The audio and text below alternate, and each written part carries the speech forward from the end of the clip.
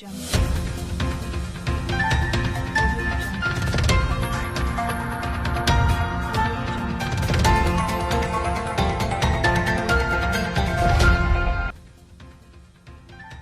hôpitaux et centres de santé seront paralysés du 25 au 27 novembre et du 7 au 11 décembre 2020. Nous y reviendrons plus en détail. Shogel Kokalamaïga, président d'honneur du MPR et porte-parole du M5RFP, se prononce sur les prévenances des militaires au pouvoir. Les travailleurs du CHU.G se plaignent du manque de plateaux techniques qui les empêche de travailler comme il le faut. Nous y reviendrons également. Chers téléspectateurs, partout où vous nous suivez, merci d'avoir choisi LTV pour vous informer. Je vous le disais en titre, la plateforme des syndicats de la santé du Mali débute une grève du 25 novembre 2020 et du 7 au 11 décembre 2020, paralysant du coup les hôpitaux, les centres de santé de référence et les associations de santé communautaires du Mali. Selon Dr Siebou Sissé, secrétaire général par intérim, les 10 préavis contiennent 5 points de revendication. Nous avons 5 points. Donc, le premier point, c'est l'adoption du statut des agents de santé du Mali. Le statut particulier des agents de santé du Mali. Donc, c'est un accord entre la plasma et le gouvernement qui date du 25 juillet 2018. Donc, le deuxième point, c'est l'intégration du personnel des centres de santé communautaires qui sont payés par les ASACO dans la fonction publique des collectivités. Donc ces points, il faut donner un peu d'explication pour que les gens puissent comprendre. C'est pour dire que les centres de santé communautaires sont des centres qui sont à proximité de la population pour la prise en charge à moindre coût et tout près de la population. Donc c'est ce qui fait que les tarifs sont considérablement diminués, que ce soit la consultation, que ce soit les prestations. Et tous les différents actes sont diminués pour que la population puisse quand même accéder à des soins de qualité à moindre coût.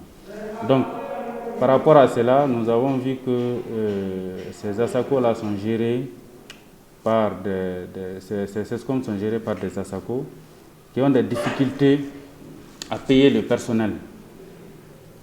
Bon, les ASACO qui arrivent à payer le personnel n'arrivent pas à affilier ces différentes personnes à l'INPES. Donc en 2008, de commun accord avec la FENASCOM, qui est la Fédération nationale des associations de santé communautaire, nous avons fait un plaidoyer au niveau de l'État et qui a accepté de financer une étude sur toute l'étendue du territoire pour voir combien de personnes sont dans cette situation. Depuis 2008, après cette étude qui a été financée par l'État, les dossiers sont restés dans les tiroirs. Donc en 2018, nous avons fait sortir. L'État a accepté le principe de les intégrer et jusque-là, le dossier dort. Donc ça, c'est le deuxième point. Le troisième point, c'est la création d'une passerelle entre la fonction publique des collectivités et l'enseignement supérieur. Vous n'êtes pas sans savoir qu'il y a deux fonctions publiques dans notre pays. Il y a la fonction publique de l'État et la fonction publique des collectivités. Donc la fonction publique des collectivités est venue avec l'avènement de la décentralisation. Donc nous avons deux fonctions publiques. Mais le problème est que les deux fonctions publiques ne sont pas gérées de la même manière. Il y a des disparités vraiment très considérables et qu'on n'arrive pas à comprendre. Il y a une injustice dans la gestion du personnel, dans la gestion de la carrière, dans ces deux différentes fonctions publiques. Nous remarquons que déjà avec la décentralisation, tous les recrutements, la majeure partie des recrutements doit s'effectuer dans les collectivités. Normalement, il ne devrait même plus y avoir de fonction publique d'État, mais l'État même est en train de violer toujours les textes pour organiser la fonction publique de l'État. Normalement, il devrait y avoir seulement la fonction publique des collectivités. Et dans ce cadre, nous constatons qu'il y a une restriction formelle des fonctionnaires des collectivités pour accéder à l'enseignement supérieur. Je donne un exemple. Un fonctionnaire de collectivité qui va faire une spécialisation et qui fait une spécialisation en chirurgie et qui veut être un assistant pour faire des agrégations pour être un professeur, on lui dit non, toi tu ne peux pas le faire parce que tout simplement tu es fonctionnaire de collectivité. Même si tu es plus intelligent que tout le monde, tu connais plus que tout le monde, tu as les capacités, tu as tout, tu ne peux pas être un assistant, tu ne peux pas être un agrégé, tu ne peux pas être un professeur, tout simplement parce que tu es un fonctionnaire de collectivité. Donc nous avons dit que nous ne comprenons pas cela, que la source de financement du salaire soit un frein à l'évolution scientifique, à la carrière d'un travailleur.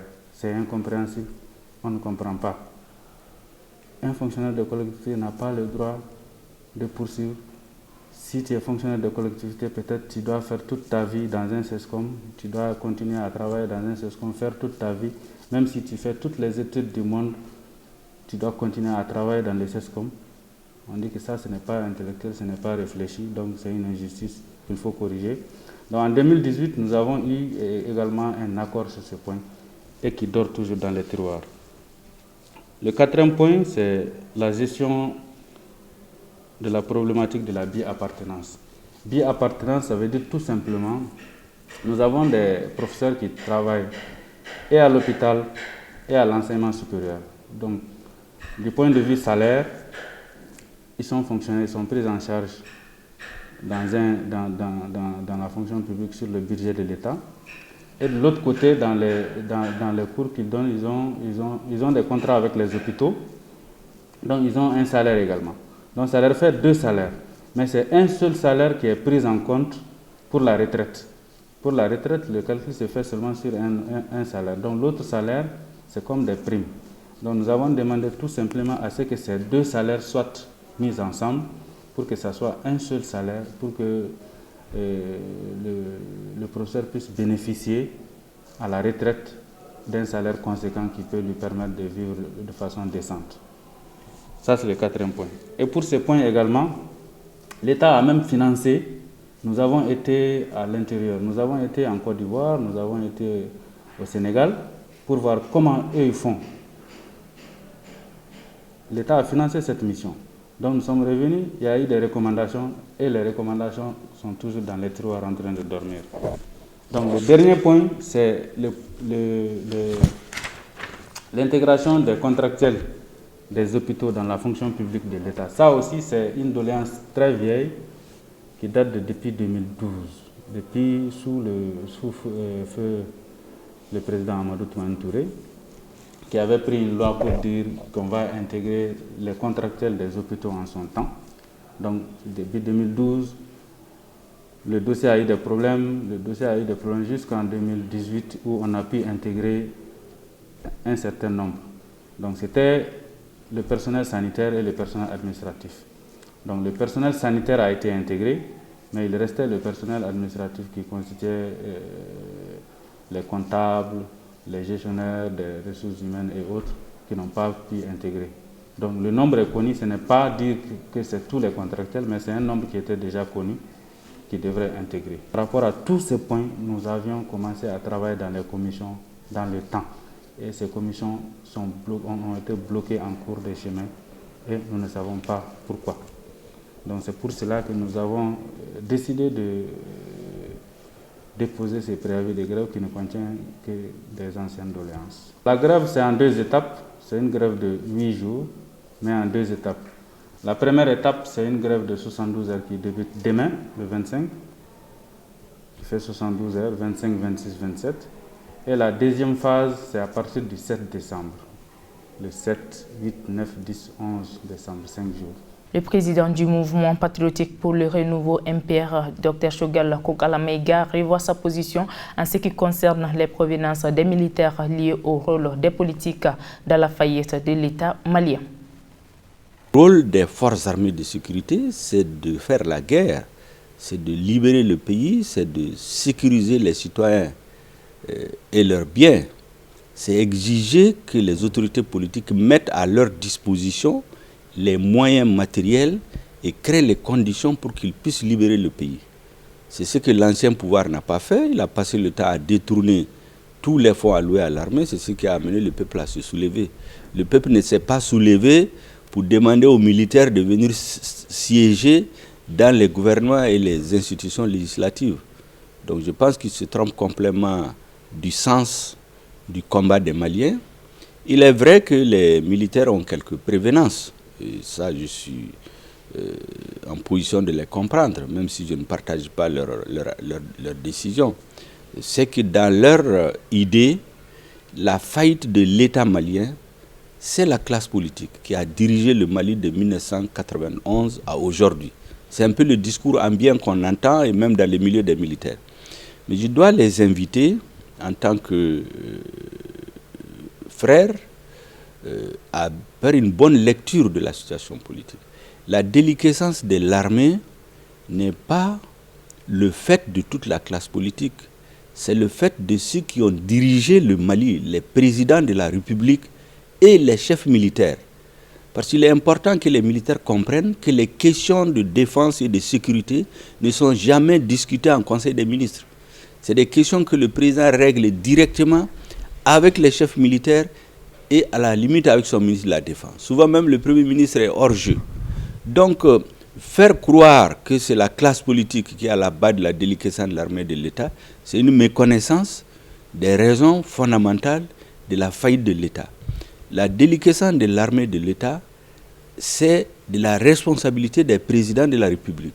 La preuve, c'est que quand ils prêtent serment, ils ne viennent pas faire des promesses qu'ils vont faire des ponts, des routes, des centres de santé, donner de l'emploi.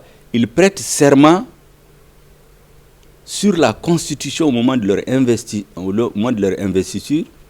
de préserver l'unité nationale, de préserver la souveraineté de l'État malien, de préserver la forme républicaine et laïque de l'État. C'est sur ça qu'ils jurent.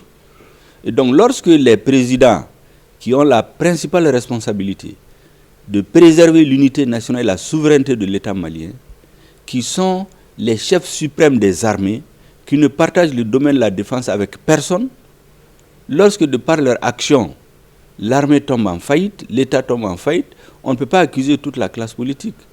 Moi, j'ai été dans le gouvernement 2 fois, on n'a jamais parlé des questions de défense et de sécurité dans les conseils des ministres. Donc, il ne faut pas que les militaires se trompent d'analyse, de responsabilité et qu'ils tirent les mauvaises conclusions, sinon ils vont totalement passer à côté. Je suis d'accord qu'aujourd'hui, l'un des grands défis, c'est remettre notre armée en marche. J'ai toujours dit que l'armée, c'est la colonne vertébrale de la nation. Lorsque un État, un président, ne s'occupe pas de son armée, lorsqu'il casse son armée, il trahit son peuple. Depuis un bon moment, le CHU.G fait face à une dégradation des plateaux techniques et un manque d'hygiène des lieux. Une situation qui met en détresse les personnels du CHU ainsi que les malades. Selon Dr Foussini Koulibaly, laborantant, cette situation est due à la négligence de l'administration de l'hôpital. Pour recueillir Kadiatou Guino, Morlaï Touré. Vous savez, après plusieurs tentatives de grève, de mouvements, de sitting, de débrayage sur le tas au niveau du CHU du Point G, la situation demeure inchangée aujourd'hui. Nous avons cru à un moment donné qu'avec, à la suite de ces mouvements, que nous allons avoir vraiment gain de cause, nous allons avoir une amélioration au niveau du plateau technique, vraiment un apaisement au niveau du climat social, mais aujourd'hui c'est la grosse surprise. Et nous comptons surtout avec ce gouvernement de transition, Madame la ministre que nous saluons ici, qui a passé 2 fois de suite en une semaine au CHU du Point G pour faire un état de lieu, mais particulièrement elle s'est focalisée sur l'hygiène au niveau du Point G, dont les images ont passé à la télé, qui a témoigné vraiment tous nos efforts, les luttes que nous avons eu à faire sur le manque d'hygiène, sur la détérioration de nos plateaux techniques, sur la souffrance du personnel du CHU du Point G, même pour la souffrance vraiment des patients et de la population malienne qui doivent se rendre au Point G pour se faire traiter. Mais aujourd'hui, le constat est vraiment amer. Malgré ces efforts-là que nous avons consentis pour vraiment demander une amélioration des conditions de vie des travailleurs, une amélioration vraiment du plateau technique, une amélioration vraiment dans le traitement des patients, de la population, la situation demeure vraiment inchangée aujourd'hui, ce qui est une grosse surprise à notre égard. Sincèrement, aujourd'hui, la situation actuelle du Point G n'encourage pas aujourd'hui. Elle n'encourage pas aujourd'hui. Donc, vraiment, tout ce que nous pouvons dire aujourd'hui, depuis le début de notre lutte, il y a à peu près 2 ans, et nous réclamons les mêmes choses, mais le gouvernement ne parvient pas, l'administration de l'hôpital ne parvient pas à relever le défi dont nous souhaitons pour un changement au niveau du CHU du Point G. Alors, la nouvelle stratégie, c'est aussi simple, mais même si c'est des fois compliqué, mais pour nous c'est aussi simple. Vous savez, le syndicat, l'arme du syndicat, c'est de réclamer les droits. Pas les droits des travailleurs seulement, mais les droits même de la population, les droits des patients. Si vous constatez aujourd'hui, à un moment donné, nous avons lutté pour qu'on puisse réouvrir la réanimation du CHU du Point G aux autres malades qui ne sont pas les malades du Covid. Mais aujourd'hui, si vous constatez, le constat est tellement amer que la réanimation Covid proposée par le gouvernement, proposée par l'administration de l'hôpital du Point G, qui doit être ouvert au niveau du centre Covid-2, demeure vraiment un problème aujourd'hui, parce qu'aujourd'hui, cette réanimation n'est pas encore ouverte aux malades du Covid-19. Aujourd'hui, nous avons à peu près 2 cas, sinon c'était 3 cas, l'un est décédé, nous avons 2 cas de Covid au niveau de la réanimation du CHU du Point G. Et chose qui a été décriée par l'ensemble des travailleurs du CHU du Point G il y a longtemps. Vous savez, qui connaît une pandémie comme la Covid-19, avec la deuxième vague là, un malade de Covid-19 dans une salle, une autre personne, si ce n'est pas notre malade de Covid, ne peut pas y accéder. Donc le problème demeure aujourd'hui. Donc voilà pourquoi nous profitons pour lancer un appel, pour demander au gouvernement, à l'administration du Point G, d'accélérer, parce que la MINUSMA a dit qu'elle va assurer vraiment l'équipement de cette réanimation qu'on appelle RIA Covid au niveau du CHU du Point G. Ce problème demeure. Pour revenir encore à votre question par rapport aux nouvelles stratégies, nous allons toujours vraiment demander à l'administration du Point G de faire tout pour faire la part des choses au niveau du Point G.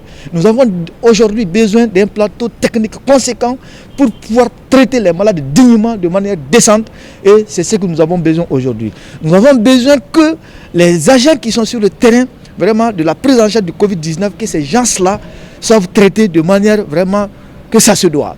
Parce que il y a des fonds qui ont été débloqués, qui ont été annoncés pour la prise en charge vraiment de ce personnel-là qui demeure aujourd'hui problématique aujourd'hui. Donc, et nous demandons aussi, si vous allez au niveau du Point G, vous allez trouver que le plateau technique, si vous prenez la radio est presque, l'imagerie est presque fermée au niveau du Point G. Le laboratoire, n'en parlons pas. Nous faisons à peine que quelques analyses au niveau du CHU du Point G. Donc, parmi nos stratégies, nous allons rentrer en négociation avec le nouveau chef de département, Madame la ministre de la Santé, avec l'administration du Point G, et nous allons faire tout pour que nous puissions vraiment rehausser le plateau technique du CHU du Point G, pour que le travailleur du Point G puisse travailler vraiment de manière décente, pour que les patients puissent être soulagés, pour que la population puisse être rassurée au niveau du CHU du Point G. Et si les négociations, ça ne va pas, l'arme fatale du syndicat, c'est la grève, que nous ne voulons pas en parler aujourd'hui, surtout en période de transition. Et nous sommes membres de l'UNTEM, vous voyez, la grève de l'UNTEM passée, et ce que ça a donné. Et à présent, l'UNTEM persiste. Et nous demandons au gouvernement vraiment d'avoir des regards envers les syndicats, les partenaires sociaux, et pour qu'on puisse éviter le pire au CHU du Point G. Au niveau national, mais au CHU du Point G. Nous sommes les travailleurs du CHU du Point G, nous voulons travailler, mais nous n'avons pas les moyens requis pour vraiment donner ce que nous voulons, ce que nous avons appris de nos maîtres, ce que nous avons appris de nos parents, ce que nous avons appris à l'extérieur pour vraiment la santé de la population. Nous avons besoin de ça aujourd'hui. Ainsi prend donc fait ce journal d'information. Merci de l'avoir suivi et bonne suite du programme sur la Liberté Télévision.